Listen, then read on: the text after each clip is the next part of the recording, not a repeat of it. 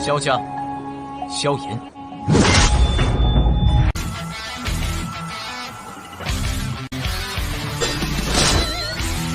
指缝中的光点燃了梦魇，站在天端俯瞰着世界无边无边。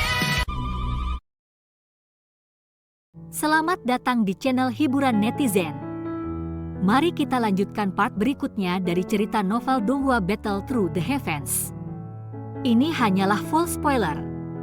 Tanpa banyak kata demi menghemat kuota, segera kita mulai isi ceritanya. Tawa buas Wang Chen menyebabkan semua orang yang hadir menjadi tercengang. Sesaat kemudian, suara Shua muncul saat mata yang tak terhitung jumlahnya membawa kekafiran dan berhenti di Xiaoyan, yang tiba-tiba berhenti di arena. Xiaoyan? Bahwa Xiaoyan yang memiliki dendam dengan pavilion petir angin? Itu Xiaoyan yang dengan paksa mematahkan formasi penjara penyembahan 9 surgawi yang telah ditempatkan oleh 3 tetua agung dari pavilion petir angin utara. Orang yang melarikan diri dari tangan Fei Tian? Orang yang tak terhitung jumlahnya di luar arena telah menjadi benar-benar terpana. Tidak ada yang menduga bahwa pemuda yang tidak dikenal itu yang telah mengalahkan Wang Chen sebenarnya adalah Xiaoyan yang baru saja menciptakan kegemparan di wilayah utara. Selain itu, hal yang benar-benar menyebabkan mereka merasa sangat tidak percaya adalah bahwa orang ini benar-benar berani datang ke Gunung Petir meskipun konfliknya dengan pavilion petir angin. Apakah ini tidak mengantarkan dirinya untuk ditangkap? Orang ini sebenarnya Xiaoyan? Apakah dia gila? Tang Ying membuka mulutnya. Wajahnya yang dingin mengungkapkan ekspresi tertegun ketika dia melihat Xiaoyan. Ini bodoh. Dia benar-benar datang? Wajah Mu Qingluan yang cantik penuh dengan kejutan. Dia tidak pernah menduga bahwa orang ini akan berani datang ke Gunung Petir. Ini sebenarnya dia. Tidak heran. Tidak terduga. Keberaniannya telah mencapai tingkat yang jauh. Sepertinya dia benar-benar tidak menganggap apapun untuk pavilion petir angin saya. Mata Feng Qing'er menatap Xiaoyan saat sudut bibirnya perlahan-lahan diangkat ke busur sedikit. Ketajaman dan arogansi samar hadir di dalamnya. Dia selalu benar-benar berharap untuk bertukar dengannya. Dia akan mengembalikan reputasi dari pavilion petir angin melalui itu. Sayangnya, dia tidak memiliki kesempatan untuk melakukannya terakhir kali. Lei Zunze dan yang lainnya di kursi khusus tercengang saat mereka melihat kebisingan di seluruh tempat. Sesaat kemudian, mereka akhirnya pulih. Senyum di wajah mereka juga perlahan ditarik saat mereka menatap Xiaoyan di arena dengan wajah tanpa ekspresi. Jari lembut Lei Zunze mengetuk lengan kursi. Suara sedikit memancarkan perasaan yang sangat menekan untuk itu. Lei Zunze juga telah mendengar nama Xiaoyan. Mengandalkan kekuatan seseorang untuk mengubah pavilion petir angin utara menjadi kondisi yang menyedihkan bukanlah sesuatu yang bisa dicapai oleh orang biasa. Fei Tian, apakah dia itu Xiaoyan? Mata Lei Zunze mengungkapkan cahaya petir samar-samar berkedip saat dia menoleh ke Fei Tian di samping dan bertanya dengan acuh tak acuh. Huang Quan Zunze yang tampak lekat tertawa dalam hatinya saat dia jelas merasakan kemarahan yang tersembunyi dalam suara Lei Zunze. Dia mengecilkan tubuhnya kembali. Itu tidak terduga bahwa orang ini adalah Xiaoyan yang telah menyebabkan kegemparan baru-baru ini. Jadi, masalah hari ini akan sedikit menyenangkan. Feng Zunze dan Jian Zunze di samping juga terkejut karena hal ini. Tatapan mereka sedikit aneh saat mereka mengamati Xiaoyan. Namun, mereka tidak mengatakan apapun.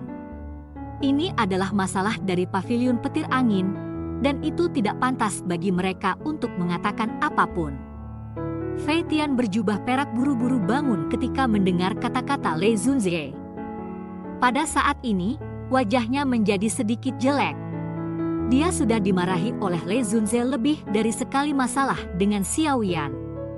Selain itu, ia juga menderita cemoohan dari 2 orang lain di sampingnya. Tidak disangka bahwa masalah itu, yang untuk sementara dikesampingkan hari ini, dibesarkan lagi. Fei Tian mengepalkan tinjunya di bawah lengan bajunya. Dia mengambil 2 langkah ke depan dan mata jahatnya beralih ke Xiao Yan di arena saat dia dengan dingin berkata, "Lepaskan benda itu di wajahmu." Tatapan dari seluruh tempat bergeser seiring dengan suara. Mereka semua berkumpul di Xiao Yan. Sebagian besar orang yang hadir tahu bahwa ada konflik antara paviliun petir angin dan Xiao Yan. Jika identitas Xiao Yan dikonfirmasi, bocah kecil ini mungkin akan tidak beruntung hari ini. Terlepas dari seberapa kuat dia pasti tidak akan berhasil melarikan diri hidup-hidup di tengah dikelilingi oleh begitu banyak ahli dari paviliun petir angin. Mata Xiao Yan juga menjadi sedikit gelap dan serius dalam menghadapi tatapan yang tak terhitung jumlahnya. Dia tidak berharap diakui oleh Wang Chen. Itu mungkin karena api surgawi. Ketika mereka saling bertukar pukulan saat itu, Wang Chen sadar bahwa api surgawi Xiao Yan memiliki efek menekan pada douqinya. Tentu saja, ia memiliki kesan yang mendalam tentangnya.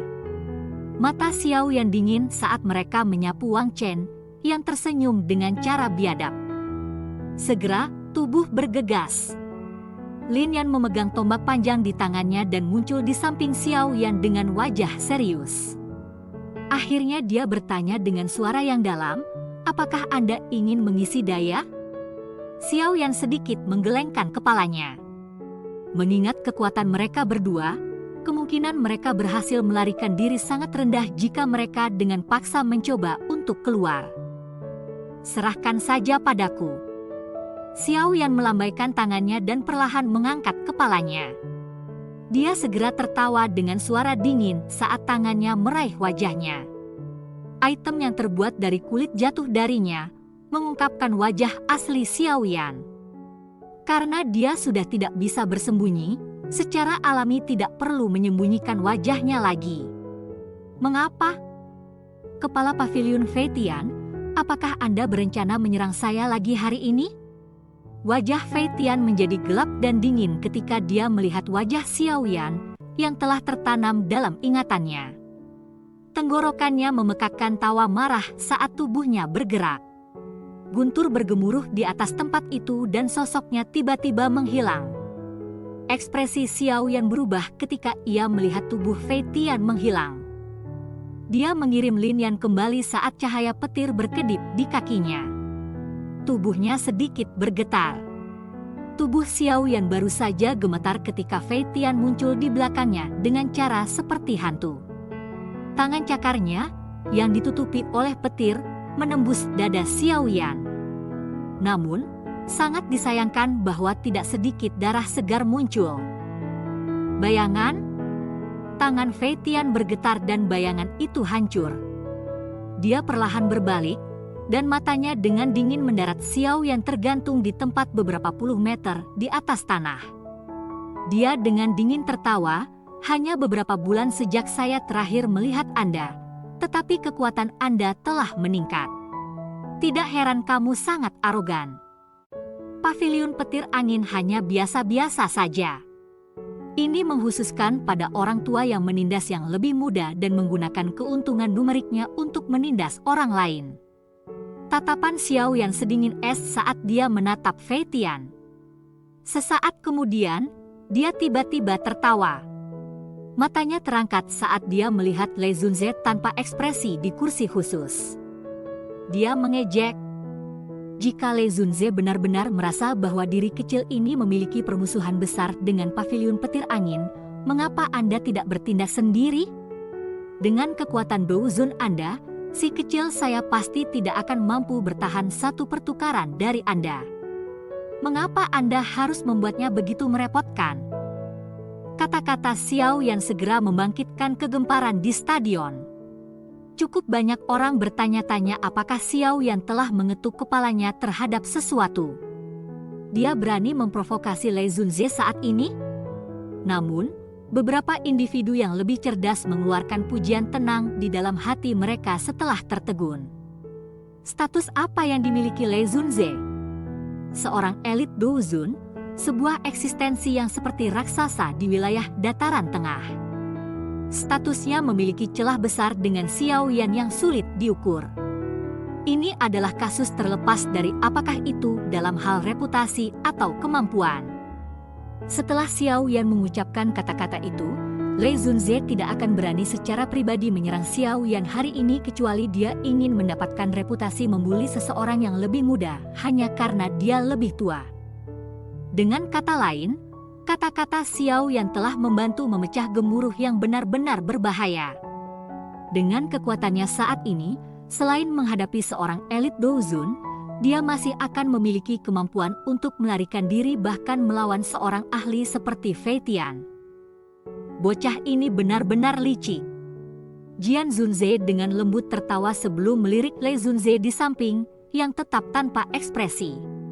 Tidak perlu memainkan trik ini di depan diri yang mulia, Douzun, ini. Tidak perlu bagi diri yang mulia ini untuk bertindak untuk menangkapmu. Tatapan Lei Zunze menatap dengan acuh tak acuh pada Xiao Yan. Ada sedikit riak dalam suaranya. Dengan seorang tetua seperti Paviliun Utara di depan akting, secara alami tidak perlu bagi Lei Zunze untuk bertindak. Dalam hal apapun, hal-hal ini adalah sesuatu yang biasa dilakukan oleh Paviliun Petir Angin. Selain itu, jika kepala Paviliun Utara gagal, masih ada kepala Paviliun Barat dan kepala Paviliun Selatan. Xiao Yan tertawa. Hahaha, bocah. Tidak perlu berbicara dengan kata-kata yang berduri seperti itu. Paviliun Barat dan Selatan tidak akan campur tangan dalam masalah Paviliun Utara. Seorang pria besar yang tampak kuat dengan lengan telanjang tertawa terbahak-bahak dengan suara seperti petir dari kursi khusus. Dia adalah kepala Paviliun Barat. Fei Tian mengerutkan kening sedikit ketika mendengar tawa ini. Status antara Xiao Yan dan dia benar-benar terlalu berbeda. Saat itu, dia tidak punya pilihan selain menyerang. Itu tidak diekspektasi itu Xiao Yan masih berhasil melarikan diri. Ini telah menyebabkan dia kehilangan wajah yang luar biasa. Itu karena ini dia tidak dapat mengendalikan dirinya dan telah meluncurkan serangan saat dia melihat Xiao Yan.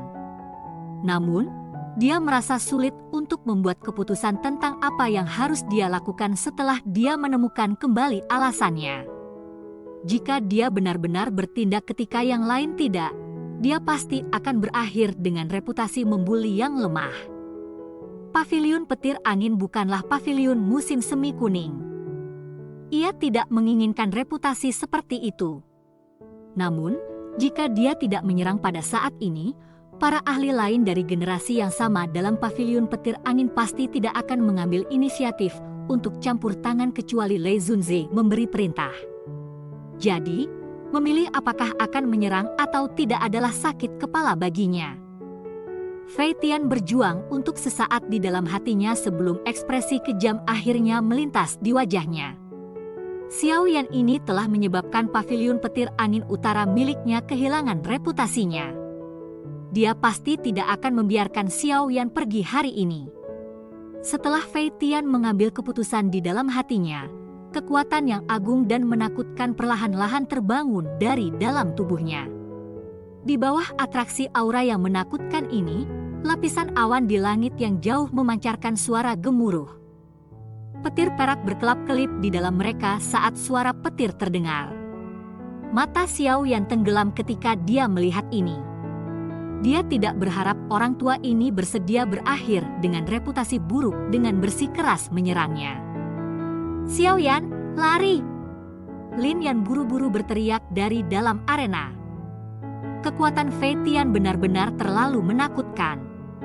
Meskipun Xiao Yan telah maju ke kelas Douzong, kesenjangan antara Xiao Yan dan dia benar-benar terlalu sulit untuk diukur. Xiao Yan pada dasarnya tidak memiliki peluang untuk menang jika keduanya bertarung. Xiao Yan sedikit menggelengkan kepalanya.